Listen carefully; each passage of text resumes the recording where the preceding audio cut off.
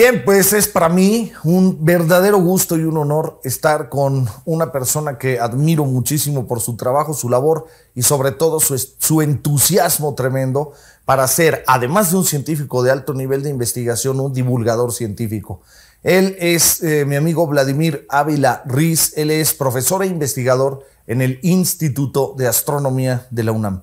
Vladimir, gracias, muchas gracias por la al contrario, entrevista. Martín, un gusto tenerte nuevamente aquí y aplaudiendo esa labor que haces de divulgar la ciencia tan necesaria para nuestras sociedades. Muchas gracias. Gracias a gente como tú que hace el esfuerzo también.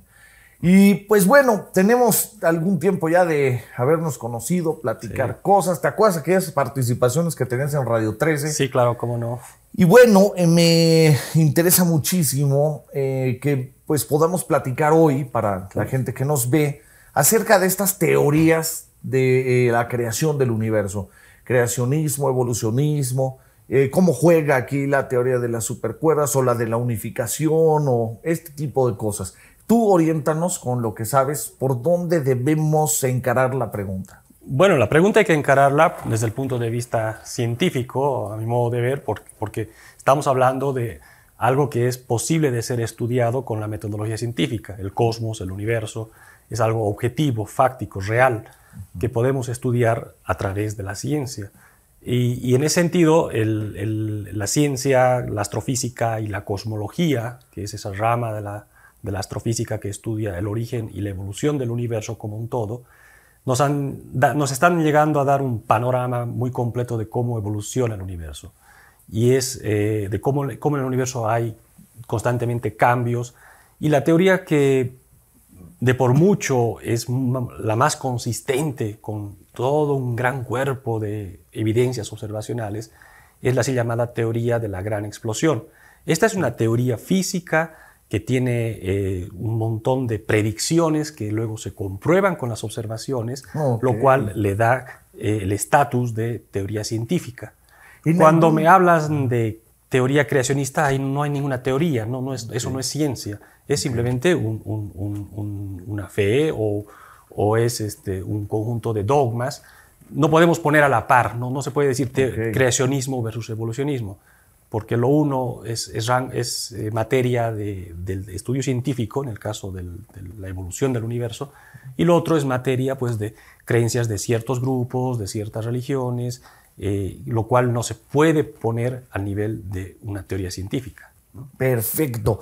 Ahí entonces valdría la pena aclarar un poquito, también separar, ahorita que decías cosmología, yo me he topado en algunos de mis cursos, programas de los que tú conoces, pues me he topado con que la gente tiene muy confundido cosmología con astrología.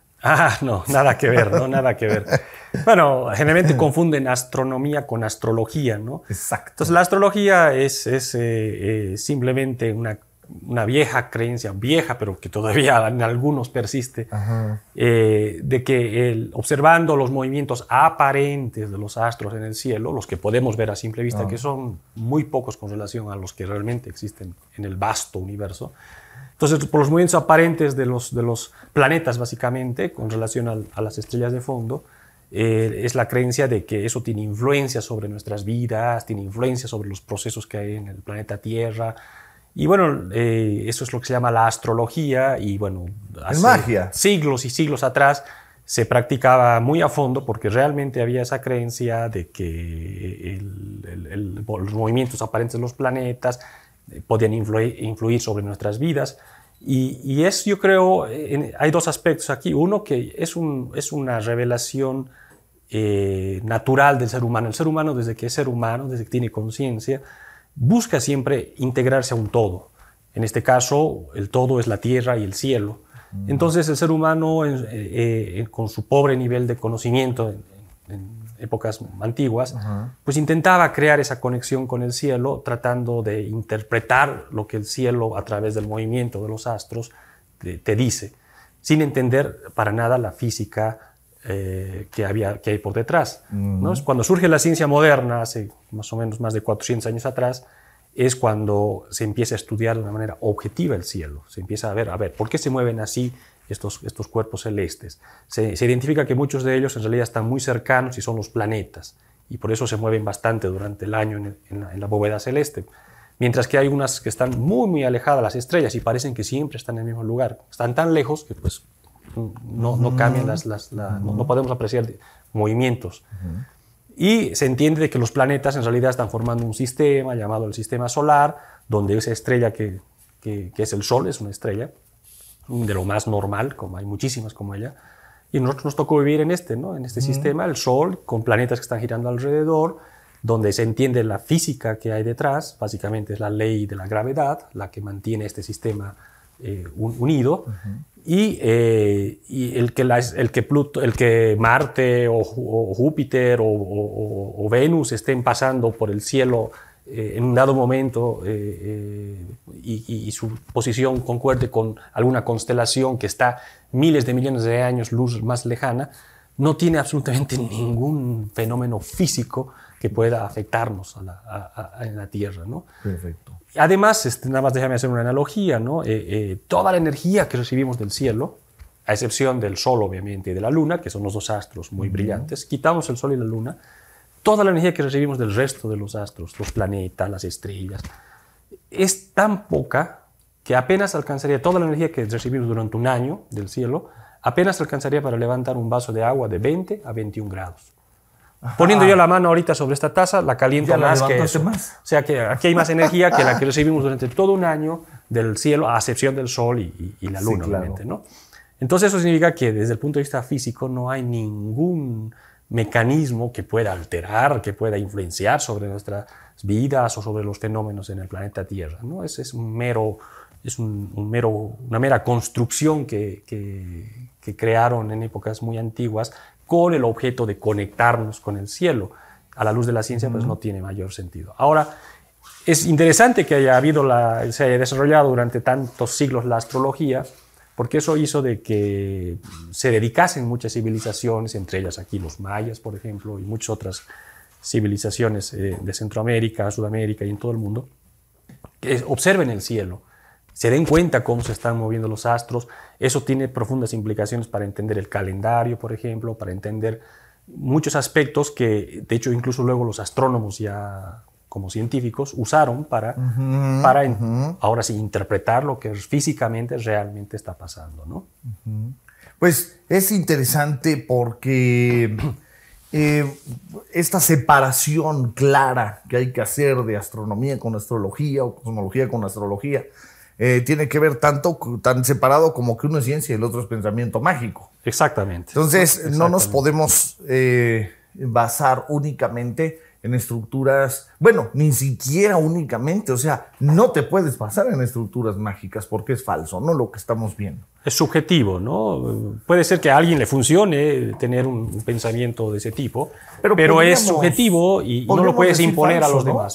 Es falso en el sentido de que no es objetivo, no es demostrable, no, puede servir para ti, pero ya no sirve para el resto y entonces no, es subjetivo. Okay. Ese es el punto, ¿no? Ahora, ya entrando ahora sí al área fuerte, entonces quitamos el creacionismo por ser una estructura de la fe y nos quedamos con el evolucionismo. Ahí en el evolucionismo yo recuerdo que en aquellas charlas en la radiodifusora comentabas que Big Bang fue un concepto que se metió, un concepto que discriminaba o se burlaba de la idea. ¿Cómo cobra fuerza después? Sí. Bueno, nada más aclarar que cuando hablamos de evolucionismo, típicamente se refiere a la teoría evolucionista de Darwin para las especies aquí en el planeta Tierra.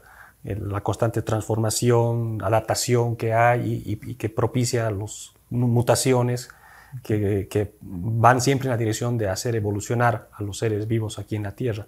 Ese término de evolución ha permeado a toda la ciencia posteriormente. Entonces pronto nos damos cuenta de que el Sol, por ejemplo, nosotros lo vemos todo el día igualito, y nuestros abuelos, tatarabuelos lo veían.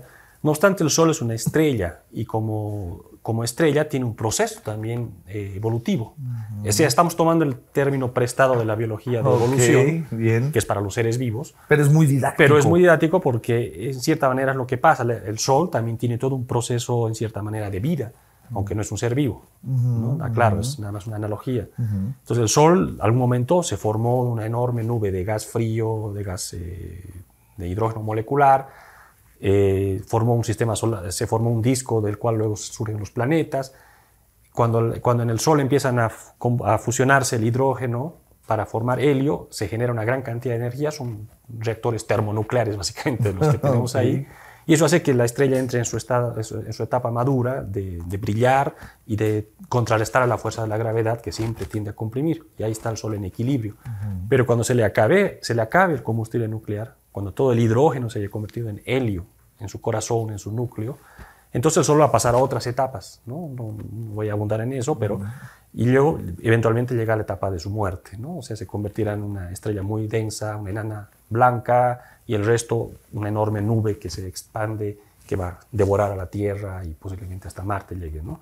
Entonces, el Sol tiene un proceso evolutivo, y así como el Sol, todas las estrellas, y no solamente ahora las estrellas, sino también las galaxias, que son esos conglomerados de cientos de millones de estrellas. Por ejemplo, nosotros vivimos en una galaxia, la Vía Láctea, que está conformada más o menos por 400.000 millones de soles. Yo me quedé en 250.000 millones. Bueno, ahora ha aumentado el número porque se ha descubierto una gran población de estrellas un poco masivas, que son las más abundantes, que no se podrían, básicamente, y ahora se ha descubierto que sí pueden haber, y esas son las más abundantes. Entonces, más o menos 400.000 millones de estrellas, todas con gas, todo un medio complejo entre ellas, se llama el medio interestelar, y todo esto gravitacionalmente ligados y rotando en un enorme disco, ¿no? Entonces, este sistema llamado la Vía Láctea, como él, hay otros. Andrómeda, que es nuestra galaxia gemela, que está a más o menos 2 millones de años luz de nosotros. ¿Nada más? Nada más. Nada más, no le pierdo. Y si nos vamos a 10, a 100, a 1000 millones de años luz de distancia, podemos encontrar cientos, miles, millones de otras galaxias. Y esas galaxias también... millones de años luz. Sí. Sí. Eso es fenomenal, habría que aclararlo para la concepción, porque viajando a 300.000 kilómetros por segundo, en una nave que viaja a 300.000 kilómetros por segundo, tardarías 1.000 millones de años en llegar allá. En una de esas galaxias que están... Y se han descubierto galaxias que están a 10.000 millones de años luz. No, ahora, alguna vez lo comentábamos, los telescopios son máquinas del tiempo. En realidad, mientras más lejos vemos, también estamos viendo más hacia el pasado. Porque la luz que tuvo que emitir esa galaxia, pues el conglomerado de estrellas, para llegar a nosotros le tomó 10.000 millones de años, por ejemplo. En realidad estamos viendo cómo era esa galaxia hace 10.000 millones de años. Y puede ser que ni exista y la seguimos viendo. Estamos viendo cómo era en esa época. Y así al día de hoy los astrónomos, con los poderosos telescopios que hay tanto en el espacio como en la Tierra, podemos ver como diferentes etapas del universo. Cómo era el universo, cómo eran las galaxias hace 10.000 millones de años, cómo eran hace 5.000, cómo eran hace 2.000, cómo eran hace 1.000. ¡Wow! Dependiendo a dónde apuntes el telescopio. No, en cualquier dirección siempre uno puede ir en profundidad. Sí, me refiero, quieres agarrar una galaxia, a esa le apuntas y la estudias. Uno puede ver diferentes rebanadas de la historia del universo. Es como ver la historia por retratos de una familia, ¿no? Tenemos pedazos de la historia del universo. Y lo que vemos es que, continuando con esta cuestión de la evolución, es que incluso estos enormes sistemas llamados galaxias también tienen un proceso evolutivo. Hace 10.000 millones de años las galaxias que se logran ver, las pocas que se logran ver con poderosísimos telescopios, eran muy, pero muy diferentes a las que al día de hoy existen. Eran galaxias más chiquitas, eran mucho más violentas, estaban en procesos de muchas fusiones, chocándose unas con otras, con muchos brotes de formación de estrellas, y emitiendo radiación muy potente, ultravioleta, rayos X, rayos gamma. Y luego vemos galaxias ya un poco más cercanas a nuestra época, y ya se las ve más parecidas a las del día de hoy, más maduritas, más grandes, ya no tan brillantes, ya con menos formación de estrellas. Pues el día de hoy ya tenemos galaxias, la mayoría maduras, ¿no? Como la Vía Láctea, una galaxia ya donde no hay mucha formación de estrellas, donde hay poco gas ya, se lo ha acabado. Casi todo el gas se ha convertido en estrellas. Entonces, las galaxias también evolucionan, ¿no? Y ahora la última pregunta que uno se hace es, en esta misma tendencia de robarnos el término de evolución de la biología, incluso no solo de evolución, sino de nacer, vivir y morir, ¿no? Las estrellas nacen, viven y mueren en ese sentido. Las galaxias también nacen, viven y mueren. Y ahora, vamos más allá, vamos al universo. Vamos al universo como un todo. ¿Qué es el universo? Pues el universo es todo lo que existe. Entonces, el universo también cambiará con el tiempo. El universo habrá sido el mismo hace 10.000 millones de años que al día de hoy. Hubo un inicio, hubo un principio. Son las preguntas que se hace en la cosmología. Exacto. La ciencia que estudia justamente el origen, la evolución del universo como un todo. Y para estudiar el universo, ya hice la introducción de esta manera, lo que se usa principalmente son las galaxias. Porque las galaxias para el universo son su mínima unidad estructural. Nosotros vivimos en una enorme galaxia donde acontece todo el drama cósmico, las estrellas nacen, los planetas se forman, hay evolución, se puede formar la vida en algunos de ellos, en algunos puede incluso formarse vida con conciencia, como en el caso nuestro, y seguramente que hay muchos otros. Entonces, para nosotros la galaxia es el ecosistema donde ocurre toda esa complejidad cósmica de fenómenos astrofísicos complejos. Pero para el universo la galaxia es un puntito. Es el puntito que es la mínima unidad estructural, y entonces estudiando cómo se comportan las galaxias, cómo se mueven ellas, podemos estudiar cómo se comporta el universo como un todo. Entonces, no tan pronto, hace apenas menos de 100 años atrás, se llegó a entender de que el universo no puede ser estacionario, no puede ser el mismo siempre. Las galaxias no pueden estar siempre a la misma distancia unas de otras. En el universo hay un proceso constante, ya sea de expansión o de compresión. O sea, las galaxias o se están separando o se están acercando. Eso es lo que predice la teoría general de la relatividad de Einstein. Justamente este año, 2015, se cumple el centenario del enunciado de esa teoría, la teoría de la relatividad general de Einstein, ¿no? Él lo primero que hizo es aplicar su teoría al universo.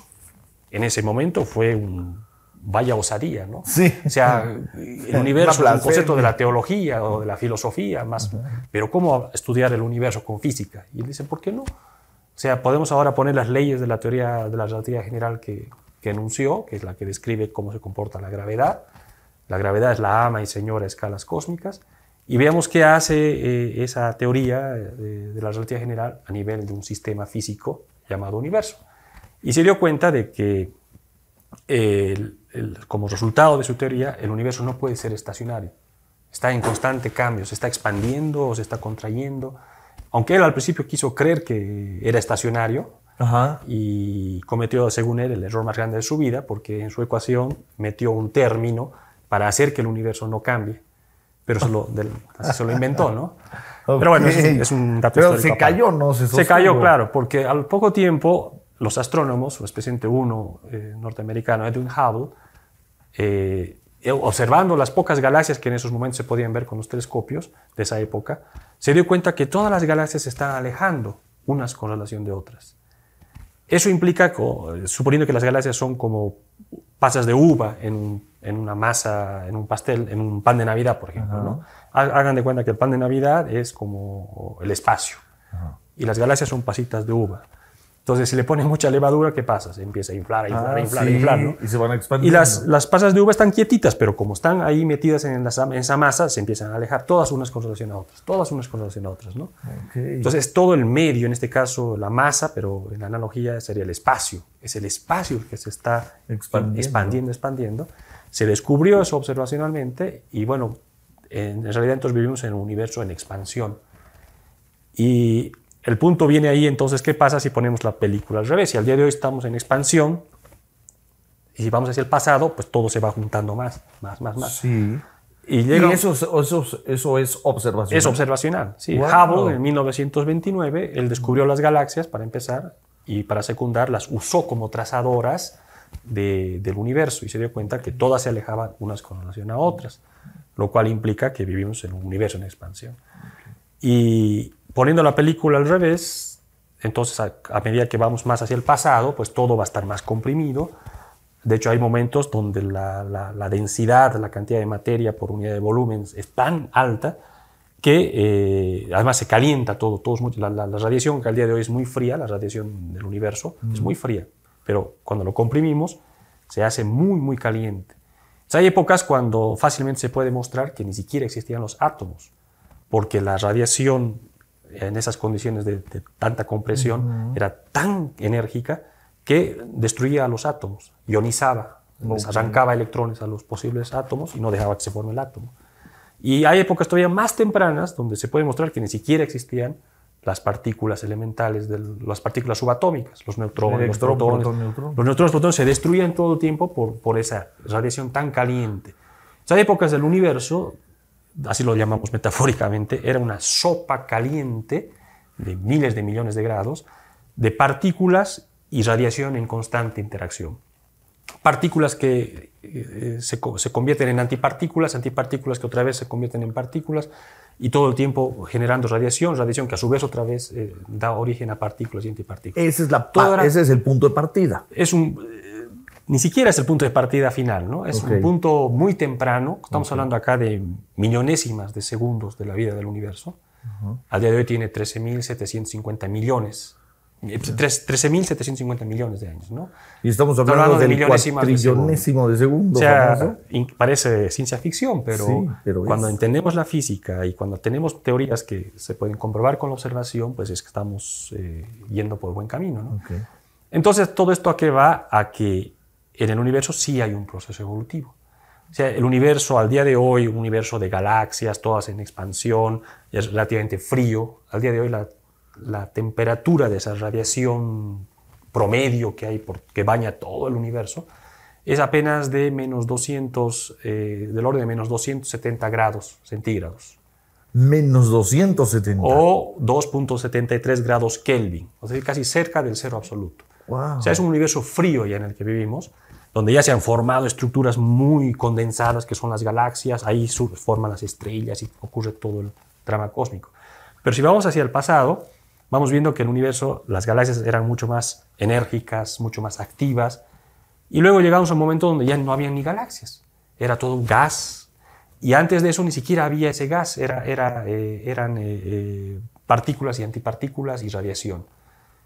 Y era una sopa. Una pregunta.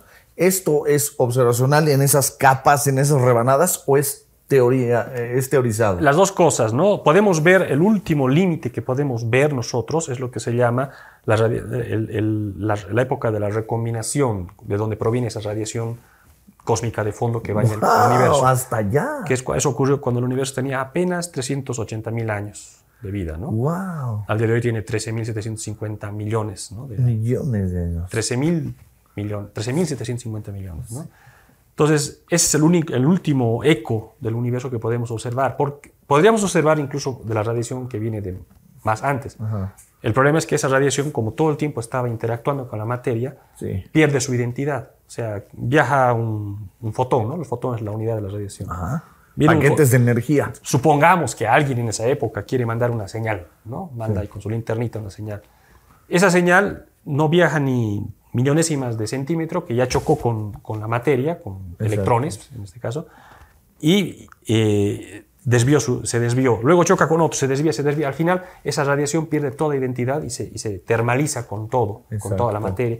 Entonces, por eso no podemos ver, por más que haya radiación, obviamente hay radiación que viene de antes, pero ha perdido toda su identidad y no nos trae ninguna información. Sí, no hay datos. La última información que tenemos es esa radiación cósmica de fondo, pero en ella está impresa la huella digital, el código genético, si quieres, del universo. Una analogía. Por eso es tan importante estudiar, 2 premios Nobel ya han merecido el estudio de esta radiación cósmica de fondo, porque nos permite entender qué pasó antes, aunque no podamos observar lo que quedó impreso ahí. Lo que quedó impreso ahí nos da información de qué pasó antes, ¿no?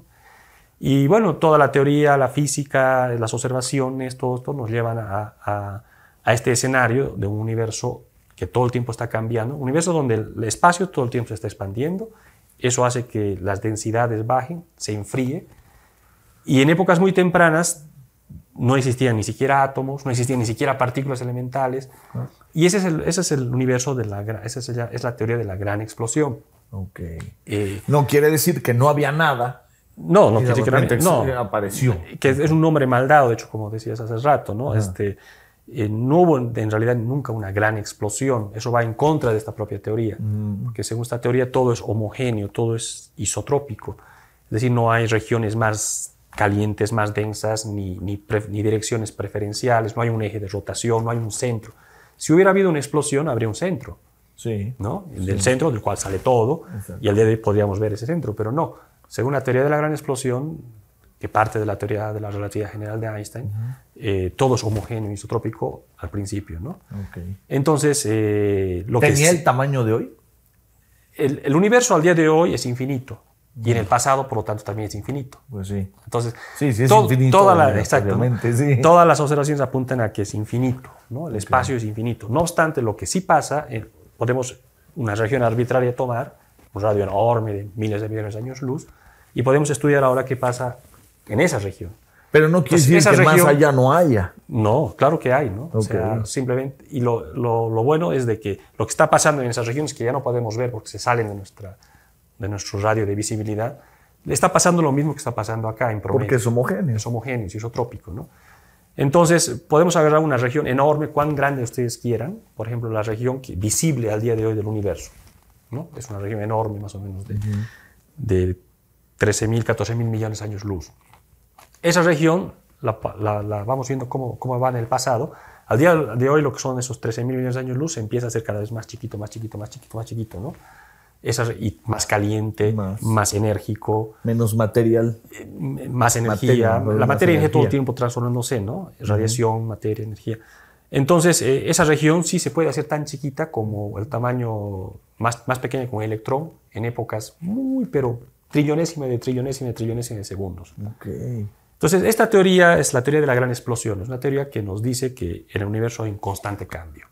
El universo de un estado muy sencillo, muy primitivo de partículas, antipartículas y radiación, a medida que se expande, va propiciando la formación de sistemas cada vez más complejos. Por ejemplo, se forman las partículas elementales. Ya hay una época, antes del segundo, donde ya pueden existir protones, pueden existir neutrones, pueden existir electrones. ¿Ya?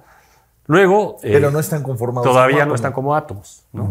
Luego, cuando pasan ya algunos 2-3 minutos, los primeros 3 minutos del universo, ahí al final se pueden sintetizar los núcleos, primero de los átomos, y luego a los 380.000 años, al fin los átomos pueden capturar sus electrones y formarse átomos de hidrógeno y de helio, que son los más abundantes, los más ligeros, los más abundantes de la naturaleza. Y luego ya el resto de los elementos químicos, todos los estamos hechos nosotros, carbono, oxígeno, nitrógeno, todo lo forma la periódica de Mendeleev, ellos en realidad ya se forman luego en el interior de las estrellas. Okay. Ellos para sintetizarse necesitamos los hornos estelares, y ya cuando las estrellas mueren, explotan y botan al medio interestelar estos elementos que se han formado en sus entrañas, ¿no? Pero los elementos estos fundamentales, los más ligeros y más abundantes de la naturaleza, hidrógeno y helio, vienen desde esas épocas cosmológicas de la teoría de la gran explosión. Okay. Entonces, nunca hubo una gran explosión. Como decías, ese nombre lo puso Fred Hoyle, un cosmólogo muy destacado en los años 50, en una entrevista así tipo de divulgación en la BBC, y le preguntaban, en ese momento todavía no estaba confirmado este modelo de la teoría de la gran explosión, y él tenía su propio modelo, se llama el modelo estacionario, de un universo que no cambia en el tiempo, pero donde había creación continua de materia, lo cual viola uno de los principios fundamentales de la física, que no puede aparecer materia de la nada, pero él proponía una teoría que así era, ¿no? Y haciéndose la burla de la teoría esta de la expansión, la llamó la teoría la teoría del Gran Bang, en el sentido de que todo sale de un puntito y se expande, ¿no? Y se quedó con ese nombre, ¿no? Pero nunca hubo una explosión como tal en la teoría de la gran explosión. Es como dar un, ¿cómo le llaman? Como un apodo, te ponen un apodo chiquito y te quedaste con el apodo para toda la vida, aunque luego no seas así. O sea, el universo siempre ha estado ahí. Siempre ha estado ahí, ya sea todo comprimido, luego se va expandiendo, va evolucionando, pero siempre ha estado. No hay una creación donde todo viene de la nada. Sí, ahora el punto es, ya si nos vamos acercando a las épocas más tempranas, y empezamos a llegar a los límites de la física actual. De hecho, a la teoría de la gran explosión se la tuvo que complementar con una teoría que nos dice qué pasó en el universo todavía más antes. Porque la teoría de la gran explosión, la idea es que todo converge a un punto, una región dada converge a un punto, una singularidad. Y en una singularidad todo se hace infinito. Entonces, matemáticamente no es elegante, ¿no? Okay. Entonces, ha aparecido en los años 80 y 90 una teoría que se llama la teoría de la inflación, que te dice cuáles han sido las condiciones todavía más tempranas del universo. Y según esa teoría, que más o menos está empezando a ser comprobada al día de hoy con las observaciones, de una manera indirecta, obviamente. Pero según esa teoría, el estado original de la materia y la energía era el vacío cuántico. Es decir, ya cuando estamos a densidad, a energías tan grandes, cuando ni siquiera pueden existir las partículas y las antipartículas y la radiación, ¿qué pasa después de eso? Entonces lo que pasa es un estado que se describe en la física cuántica, que Einstein odiaba, de hecho. Sí. Pero aparentemente, ni modo, el origen... Pura incertidumbre. Incertidumbre, o sea, es una época donde ni siquiera existían las partículas o las antipartículas. Todo el tiempo ellas estaban conformando un sistema que se llama el vacío cuántico. El vacío cuántico básicamente viene del principio de incertidumbre de Heisenberg. O sea, puede haber en un instante de tiempo muy chiquito, puede aparecer una partícula o un campo, pero así como en un instante delta t aparece, en el siguiente instante delta t desaparece. O sea, no se está violando ningún principio de conservación de energía y materia. Así como aparece, desaparece, aparece, desaparece. Es un constante hervir de partículas virtuales, partículas y campos virtuales, que conforman este sistema que es es el sistema más sencillo que uno puede imaginarse. Según la física cuántica, por ejemplo, si uno quisiera crear el vacío absoluto, empezamos a sacar todo lo que está aquí, nos salimos, sacamos todo, metemos una bomba de vacío, intentamos crear un vacío acá. En el caso así extremo que lo logremos, la pregunta es, ¿qué queda? Entonces, uno diría, nada. Como filósofo diría, no queda nada. He sacado todo, he sacado los átomos, he sacado todo lo posible de este lugar. Físicamente no es posible. Entonces uno diría, no, queda la nada, pero ahí viene la física cuántica. La física cuántica no puede uno decir con certidumbre, esto es cero o esto es... Hay siempre una probabilidad. Lo que queda en realidad es este campo llamado el vacío cuántico. Okay. Es decir, queda la incertidumbre de partículas que pueden ser y no ser. Porque y no ser. Al haber nada no habría tampoco espacio. Exacto. O sea, el vacío ¿cómo? Es una propiedad del espacio, lo acabas de decir. Exacto, no se puede. Exactamente. Entonces, en el caso de la nada, como tal, en la física no existe, porque ahí está el espacio, y el espacio tiene esta propiedad de cuántica. Estar ocupado. Estar ocupado por este sistema muy complejo llamado vacío cuántico. No es complejo, un sistema relativamente sencillo, el vacío cuántico. Okay. Entonces, la idea es de que al principio el universo ni siquiera existían las partículas, las antipartículas, ni siquiera eso existía. Existía el vacío. Y el vacío tiene una propiedad muy peculiar. De hecho, el vacío se puede estudiar al día de hoy en laboratorio y se ha demostrado que tiene esa propiedad. Es repulsivo. O sea, en vez de atraer, repele. Si hay mucho vacío, hay muchas partículas y antipartículas virtuales, estas repelen más que atraer. Al contrario de lo que hacen las partículas reales. Las partículas reales, la materia real, atrae con la gravedad. Siempre todo es atractivo, ¿no? En cambio, en el vacío es repulsivo. La idea es de que este estado cuántico, que es muy inestable, a un dado momento se desintegra. Aparece, desaparece la partícula. Las partículas y las antipartículas y la radiación, ¿no? Y como es muy inestable, se desintegra. Y en ese proceso de desintegración empieza a decaer y a formar ahora sí partículas reales, pero con su presión esta negativa que tiene, repele. Y es la que le da el soplido inicial, digamos así, a la expansión, ¿no? Okay. Entonces el universo empieza desenfrenadamente a inflarse, por eso se llama la teoría inflacionaria, ¿no? Entonces, así estamos en las épocas donde ni siquiera existía la materia como tal. Okay. Era virtual, partículas virtuales, sí, que se describen en la física cuántica, ¿no? Pulsos, sí, energéticos. Nada más. Que tenían propiedades muy diferentes a las que estamos acostumbrados.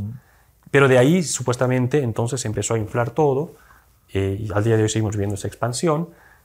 Y el punto ahora es qué ocurrió incluso antes. Todavía más antes, sí. O sea, del vacío cuántico. Más allá del vacío cuántico, ¿no? Porque nos vamos ya a épocas muy, pero muy pequeñas. El punto es de que llegamos allá a una frontera donde la física actual no nos puede decir qué pasa, porque a esas condiciones la física cuántica tiene que unirse con la teoría de la relatividad general, gravedad cuántica. Y no hay una teoría de gravedad cuántica establecida. Parecería que se oponen en cierto grado, porque como cuántica no hay certidumbre, gravedad, hay certidumbre. Exacto. Entonces, o sea, la teoría de la relatividad general, como Einstein decía, es una teoría determinista en cierta manera. Exacto. Una teoría donde, en cambio, en la física cuántica es indeterminista, ¿no? Entonces, ¿cómo ahora unificar, es la teoría de la unificar gravedad con física cuántica? Para poder entender qué pasó antes de la inflación, tenemos que poder lograr eso. Los intentos que se han hecho durante varias décadas han sido con supercuerdas. Es decir, por ejemplo, considerar que hay más dimensiones espaciales que las que estamos acostumbrados a ver, que son 3 espaciales. Por ejemplo, si ponemos 11 o 25, hay diferentes modelos, ¿no? Entonces, en esos casos, aparentemente, sí se puede unificar la gravedad con la física cuántica y se puede tener ciertas soluciones que nos permiten entender qué pasó, cuál era el estado del universo en las épocas realmente iniciales, ¿no? Pero lamentablemente esas teorías no hacen predicciones que puedan ser observadas o demostradas, son muy físico-matemáticas, más no solo teóricas. Teóricas en sentido, ¿no? Y no hacen predicciones que puedan ser comprobadas. Toda teoría científica tiene que, por más abstracta que sea, si no se queda en la metafísica, ¿no? Sí, tiene que hacer una predicción que pueda ser refutada o comprobada, ¿no? Si no, no adquiere la categoría de teoría en ciencia, ¿no? Hipótesis, teoría y ley. Exacto. Cuando se comprueba. Entonces, hay otro aspecto que se está barajando mucho, es de que el espacio y el espacio-tiempo, que son propiedades fundamentales de la materia y la energía, en estas condiciones tan tempranas del universo, tan extremas, de tanta densidad, de energías tan altas, el espacio y tiempo también se cuantizan. Así como las partículas y los campos se forman cuantos de energía, el espacio y el tiempo pueden formar cuantos de espacio y tiempo.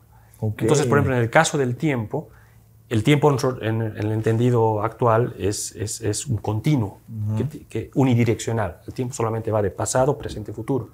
Es como un río. Avanzando, dinámico.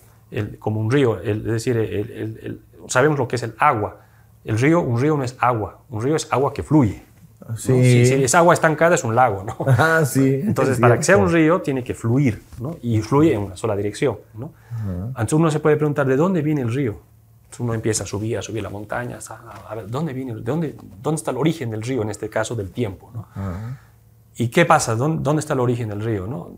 Está en las cabeceras, en las nubes, de donde viene la lluvia, donde caen las gotitas, ¿no? Entonces, en realidad, el origen del río son gotitas de agua que caen de las nubes. En ese sentido, haciendo la analogía, el origen del tiempo, en realidad puede... Y claro, esta misma analogía, cuando está en forma de gotitas o en forma de nubes, no es río, ¿no? Sí, ¿no? En ese mismo sentido, el tiempo en estas condiciones tan peculiares puede ser que se cuantiza, se forman cuantos de tiempo. Y entonces ya no existe el tiempo como un continuo, así como el río no es gotas de agua, el tiempo no es cuantos de... Entonces desaparece el concepto de tiempo. Y ya no tiene sentido hacerse la pregunta, ¿qué hubo antes? Porque no hay tiempo. No hubo tiempo. El tiempo es movimiento. Sí, existía el tiempo en forma cuantizada, ¿no? Y por alguna razón, en ciertos lugares o en ciertas circunstancias, el tiempo se adquiere propiedad de continuidad y, digamos, ahí se enchufa entonces ya la historia de un dado universo, ¿no? En particular el nuestro. ¿Cómo entendemos esto? La relación tiempo-movimiento. ¿Hay tiempo sin movimiento? El movimiento, para caracterizar el movimiento, se utiliza el tiempo, ¿no? Es una característica el tiempo es una característica del movimiento, ¿no? Entonces, puede haber tiempo sin movimiento, pero el movimiento, para ser descrito, requiere del tiempo, ¿no? Entonces, el movimiento es el que depende del tiempo, entonces. Exactamente, ¿no? Entonces, bueno, el punto para resumir todo esto es, todavía no estamos seguros si hubo o no hubo un principio. Esto que mencioné es todavía materia fuertísima de discusión en la cosmología. Lo que sí podemos saber es, desde la inflación, yo me inclino a creer que es correcta la teoría de la inflación, aunque todavía no tiene demostraciones contundentes, directas. Es tan elegante y luego lo que viene de ella luego embona tan bien con todo, que me hace pensar que es correcta, ¿no? Pero puedo estar equivocado. Pero desde la época esa del vacío cuántico, luego la formación de partículas y antipartículas y radiación, el universo caliente, llamémosle más que el universo de la gran explosión, el universo caliente. ese universo de sopa, de partículas, etcétera, que se va expandiendo y se va enfriando. Luego se forman ya las partículas, luego se forman los átomos. A partir de entonces la radiación cósmica vuela libremente sin interactuar más con la materia. Y de esos átomos se forman gas de hidrógeno y helio, que ahora ya no he hablado nada de eso, pero en realidad es importante decir que no solamente en el universo hay la materia ordinaria, sino materia oscura. Sí. Materia que al día de hoy no sabemos qué es, pero que es importantísima en estas épocas tempranas porque la materia ordinaria, la que forma hidrógeno, helio, si hubiera habido pequeños grumitos en la época esa del universo caliente, la radiación es tan enérgica que los borra, los plancha. Y esos grumitos son las semillas para luego formar las galaxias. Okay. Y si las planchamos, las borramos en esa época, porque todo lo que hay en el universo es materia ordinaria que interactúa con la radiación, entonces no estaríamos acá, no habría habido galaxias, no habría habido estrellas. En cambio, si en el universo hay una gran fracción de materia oscura, que entiéndase por eso materia que no interactúa con la radiación, entonces esos grumos de materia oscura no les hacen ni cosquillas que la radiación sea temprana en el universo. Porque no interactúa. Porque no interactúa. Pero ¿de qué serviría entonces para que forme al universo si entonces, no interactúa? No interactúan, pero esos grumos tienen gravedad. Entonces esos grumos de materia oscura cada vez se van haciendo más densos porque la gravedad los va haciendo más atractivos y son como el catalizador. Luego ya la materia ordinaria, el gas de hidrógeno, de helio, ya cuando se libera de la radiación, simplemente danza al son de la materia oscura. Es decir, los potenciales gravitacionales de materia oscura atraen con su gravedad a la materia ordinaria, ellas caen al centro de esos potenciales, de esos enormes esferoides de materia oscura, y ahí en el centro ya empiezan a formarse las estrellas, evolucionan, se forman los planetas, todo el drama cósmico acontece. Entonces la materia oscura sería como una especie de molde. Una especie de molde, ¿no? Es un término que me gusta que lo mencionas tú, ¿no? Es un molde. Algunas lo platicábamos también y me decías que sí, era más o menos así. Sí, es un molde gravitacional. Y al día de hoy, en efecto, las observaciones muestran de que hay muchísima más materia por su gravedad, por la gravedad que ella ejerce, que la que estamos viendo en forma de estrellas, de gas, de la materia que los astrónomos ven al telescopio, ¿no? Entonces, la materia oscura se convierte en un ingrediente importantísimo para la formación de las galaxias. Y bueno, entonces en estos enormes potenciales de materia oscura cae el gas ordinario, se forman las galaxias, ellas evolucionan por un proceso muy complejo, se forman estrellas dentro de ellas también evolucionan, y así durante toda la historia del universo vemos que hay un constante proceso de transformación, pero no aleatorio. Por lo menos aquí ya entramos un poco más en un aspecto filosófico, si quieres. A la luz de alguien como yo que estudia todas estas etapas del universo, se ve muy claramente que hay constantemente hay una tendencia a que se formen cada vez estructuras más complejas. Empezamos del vacío cuántico, que es un estado donde ni siquiera hay materia y energía. Seguimos con esa sopa de partículas elementales donde no hay átomos, luego ya se forman los átomos, pero luego ya se forman estructuras más complejas, ¿no? Moléculas, y todo esto gracias a que se forman las galaxias, las estrellas, que hay un proceso evolutivo, en las estrellas se procesan los elementos químicos más pesados, que hidrógeno y helio. Pero luego además los libera. Para generar se capturan en otras regiones y ahí se forman una nueva generación de estrellas y planetas que más enriquecidas. Esas siguen evolucionando y todo el tiempo, ¿no? Hay una tendencia muy interesante en la historia del universo a ir formando estructuras cada vez más complejas, ¿no? Y bueno, la estructura más compleja que conocemos nosotros como observadores, ¿quiénes son? Nosotros. Somos nosotros mismos. O sea, claro que existen otras civilizaciones, seguramente. Claro. O sea, en un universo infinito, en una galaxia tan grande como la nuestra, 400.000 millones de estrellas, claro que hay civilización. Pero hasta ahora no hemos hecho contacto con ninguna. Pero de lo que nosotros conocemos, somos la forma más compleja. O más evolucionada, si quieres, pongámoslo así. Aquí yo tendré una pregunta, justo en este momento. Entonces, este proceso de evolución del cosmos, matemáticamente, ¿es obligatorio o podría no ser? Podría no ser, ¿no? Es decir, de hecho, son teorías aquí todavía muy especulativas, la teoría del meta-universo, ¿no? o más bien como lo llaman, los universos paralelos, ¿no? En el sentido de que el estado, existe un supraestado o un metaestado de realizaciones cuánticas, como una especie de bañera donde surgen burbujas, y cada realización es un universo que tiene sus propias constantes de la naturaleza, sus n dimensiones, pueden ser de 2 dimensiones, de 10 dimensiones, de 5, de 20. O sea, surgen de esa metaestructura, surgen miles de millones de universos. Algunos de ellos, como el nuestro, sobreviven, no se desintegran, y no solamente sobreviven, sino que van teniendo esta secuencia evolutiva. Pero así como hay el nuestro, hay otros que se desintegran o se quedan. Por ejemplo, ¿qué hubiera pasado en nuestro universo si hubiera habido el mismo número de partículas que de antipartículas? En las épocas tempranas había materia y antimateria. Ajá. La materia y la antimateria se aniquila y se convierte en radiación. Cuando se encuentra una partícula con su anti, se convierte en radiación. Pero esa radiación es tan enérgica que puede volver a dar origen a la partícula, antipartícula. Y volverlo a intentar. Y volverlo a intentar. Pero como se está expandiendo el universo, entonces puede llegar un momento que la radiación ya no pueda dar origen, se enfrió tanto que ya no puede dar origen a la... Sí, ya no. Y entonces viviríamos en un universo de pura radiación. Porque todas las antipartículas, si hubiera habido el mismo número de partículas que de antipartículas, todas se aniquilaron, formaron radiación, se expandió un poquito más al universo y esa radiación se quedó como radiación, ya no pudo volver a...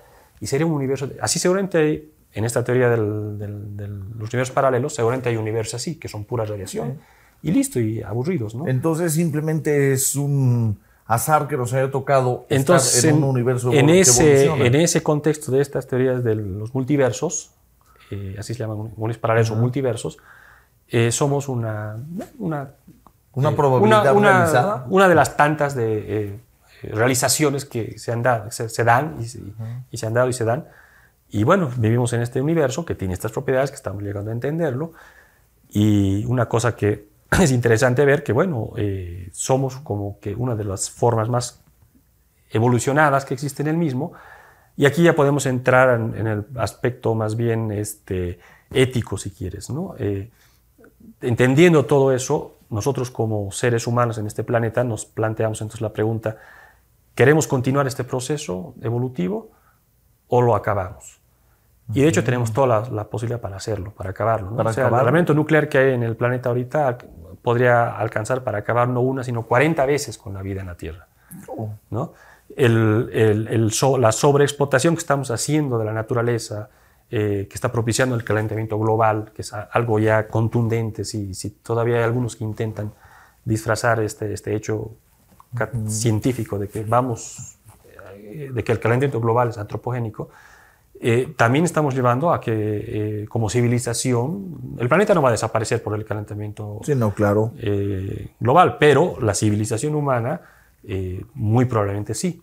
Y el planeta se va a recuperar. Se va a recuperar y habrá otras formas que evolucionen, etcétera, pero nosotros como sí, porque no solamente hemos llegado a ser una forma evolucionada en el aspecto físico, biológico, sino también social, ¿no? Sí. Ya construimos sociedades, civilizaciones, ¿no? Entonces, el acabar con la civilización es dar un paso atrás en ese proceso evolutivo del universo. Okay. ¿No? Ahí me queda una duda, regresando un poco nada más. Entonces, este ejemplo de la bañera que está burbujeando, bañera cuántica, ¿no? Ajá, bañera cuántica, donde a unos les toca hacer burbuja, a otros no, etcétera. Al que le toca hacer burbuja, en este caso que mencionaste el aspecto un poco más filosófico del asunto y te referías a esa evolución. Entonces, esta evolución que podría no ser, la siguiente pregunta sería entonces, ¿por qué está haciendo? Entonces, ¿cabe verdaderamente hablar de este azar por el que está siendo? Ya no visto desde el macro hacia el micro, sí, sino de adentro del micro hacia el macro, ¿no? Entonces, donde estamos nosotros y vemos que todo evoluciona, ¿la explicación es esa? ¿Es realmente un azar? Es complicado dar una respuesta a esta pregunta, ¿no? El azar ha existido en muchas etapas de la evolución del universo. Todo el tiempo ha habido azar, en el sentido de que, por ejemplo, ¿por qué el número de partículas con relación a antipartículas De cada 10.000 millones de partículas había una que no tenía su anti. Así es, ¿no? De cada 10.000 millones, exacto. una no tenía su anti, y gracias a eso estamos aquí. Porque todas las 10.000 millones otras se han desintegrado, se han convertido en radiación. ¿Por qué la masa del electrón es 1.836 veces menos que la del protón? Podría haber sido 2.000 o podría haber sido 1.500. No, 1.836, ese numerito, ¿no? Oh, wow. O yendo a cosas más fundamentales. ¿Por qué 3 dimensiones? Podríamos haber vivido en un universo de 4, de 5 o de 2, ¿no? Entonces, en cada momento hay una elección azarosa, en cierta manera. Pero vivimos en un universo donde el conjunto de esas elecciones azarosas ha sido tal que ha propiciado la formación de sistemas tan complejos como nosotros, seres con conciencia capaces de estudiarnos y de estudiar nuestro pasado, ¿no?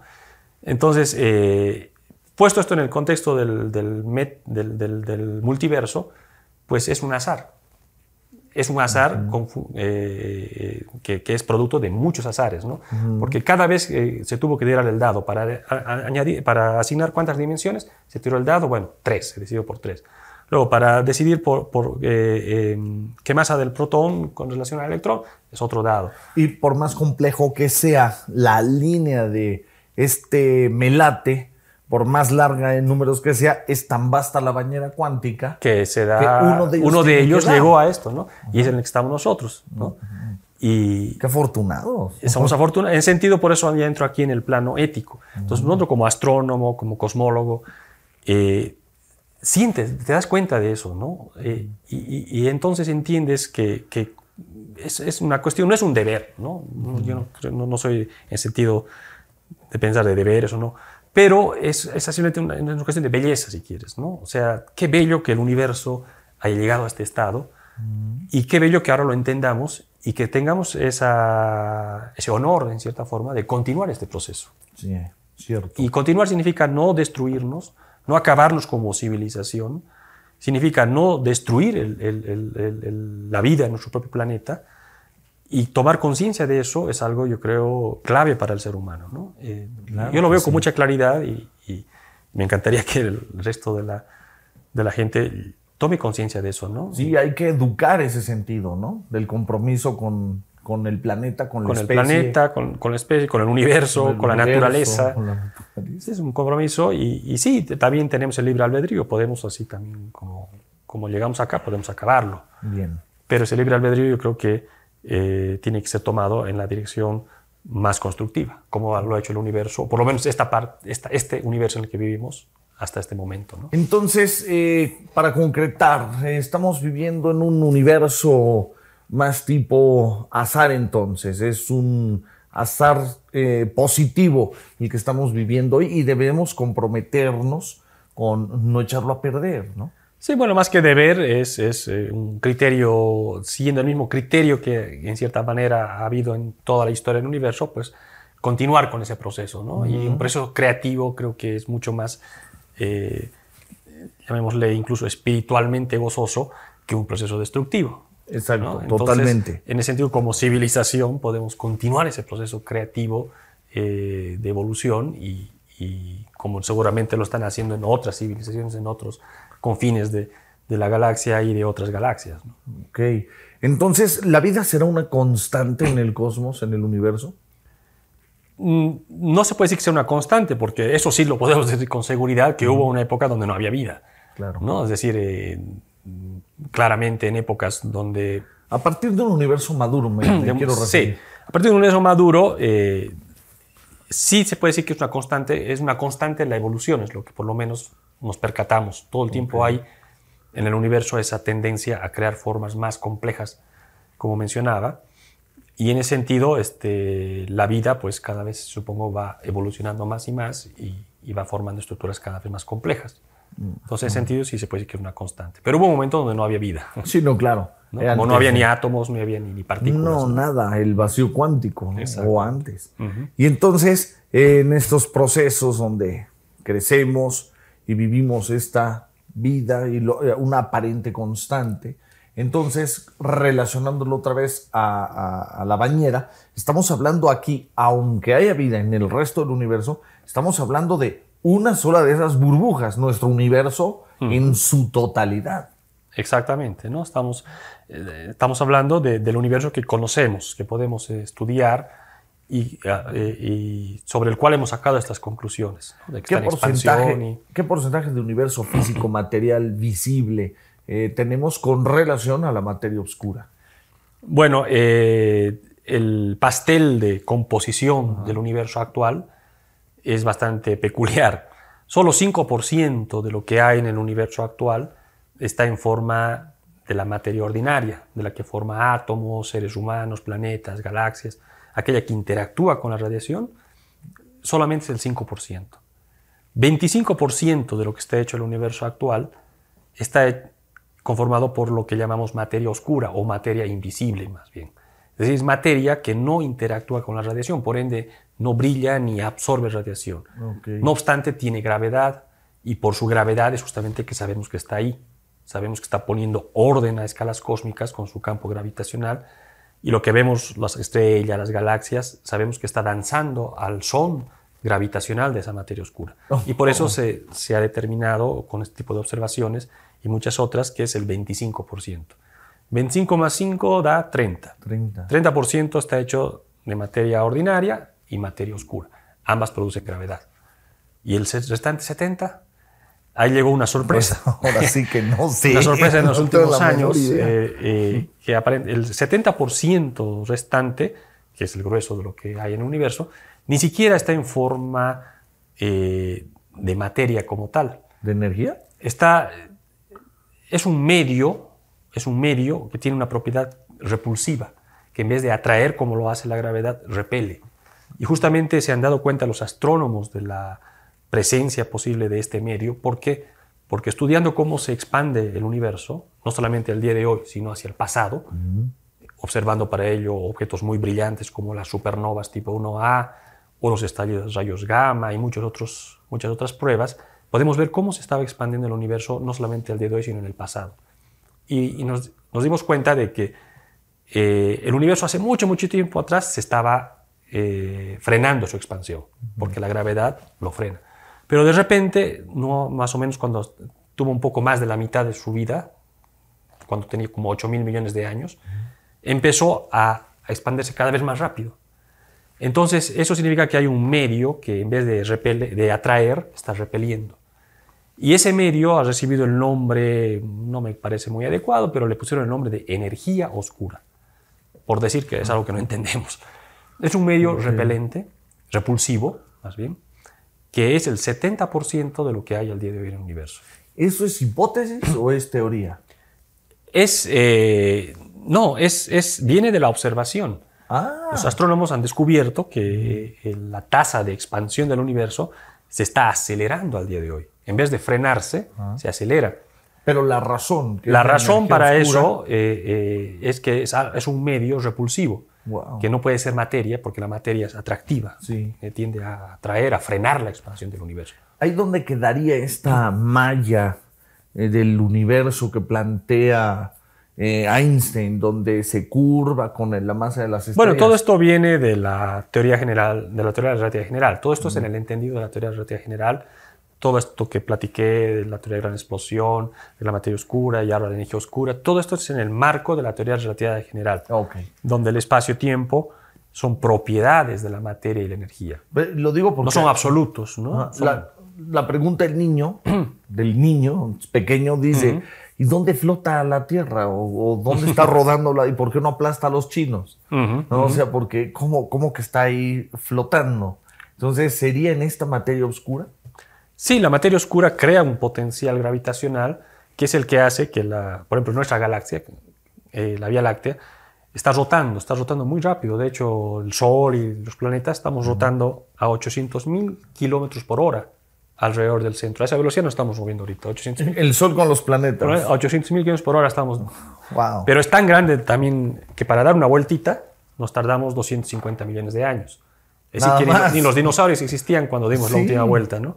Wow. Pero bueno, pero de todos modos es una rotación bastante rápida. 800.000 kilómetros por hora. ¿Para el tamaño de galaxia? Para la galaxia. Entonces, uno diría, teniendo semejante momento angular, semejante rotación, tendrías que salir volando como disparado, ¿no? Por la fuerza centrípeta. Entonces, ¿qué se le opone a eso? Se le opone la gravedad. Entonces, si uno suma la masa que hay en todas las estrellas, en todo el gas, en todo lo que brilla en la Vía Láctea, la gravedad que ella produce no alcanza ni de lejos para entender cómo es que estamos rotando tan rápido sin salir disparados.